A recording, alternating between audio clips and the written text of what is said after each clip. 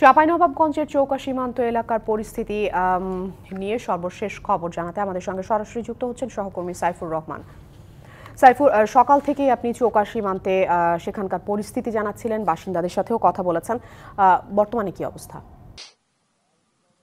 জি আফরিন, এই বর্তমান যে পরিস্থিতি চাঁপাই এখানকার যে ফসলের জমি রয়েছে সেই ফসলের জমিতে কিন্তু তারা কাজ করছেন এবং পাশাপাশি বিজিবি সদস্যরা কিন্তু এখানে সার্বক্ষণিক টহলে রয়েছেন। তারা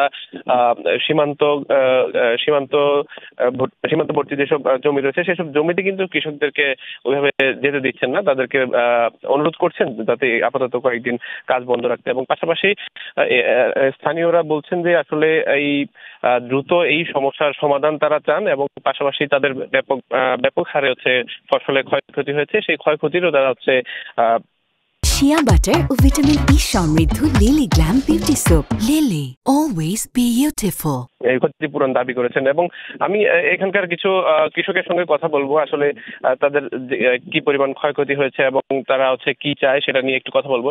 আপনার তো এই যে সীমান্ত এলাকার আপনার জমি ছিল, আপনার মানে কি পরিমাণ ক্ষয়ক্ষতি হয়েছে? আমার প্রচুর পরিমাণে ক্ষতি হয়েছে। আপনার শস্য কাইটে ফেলে দিচ্ছে, তারপরে খুঁচিয়া মুচিয়া মনে করেন আম গাছ মাঝামাঝি থেকে কাইটে ফেলে দিয়েছে।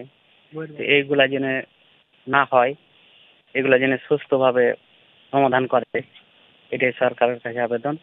তারপরে ধরেন যে ক্ষয়ক্ষতি হয়েছে, এগুলা যেন একটু বিবেচনা করে দেখে যেন সমাধানটা নেই। ধন্যবাদ। ওনারা বলছিলেন যে আসলে এখানকার যারা হচ্ছে ক্ষতির সম্মুখীন হয়েছেন তারা তাদের জন্য সেই ক্ষয়ক্ষতির ক্ষতিপূরণ তারা যেন পান এবং পাশাপাশি কিছু বিজেপির যারা সদস্য রয়েছেন এবং এখানকার অধিনায়ক হচ্ছে মহানন্দা ব্যাটালিয়নের অধিনায়ক, তারা স্থানীয়দের সঙ্গে মত বিনিময় করেছেন এবং স্থানীয়দেরকে হচ্ছে অনুরোধ করেছেন যাতে বিশৃঙ্খলা সৃষ্টি না হয় সেই পরিমাণ তারা যাতে ব্যবস্থা নেয়। এবং পাশাপাশি যারা জনপ্রতিনিধি রয়েছে তারাও কিন্তু সার্বক্ষণিক স্থানীয়দের সঙ্গে আলাপ করছেন এবং তাদেরকে সীমান্ত এলাকায় যেতে নিষেধ করছেন। এবং যারা সাইফুর, আপনাকে অসংখ্য ধন্যবাদ।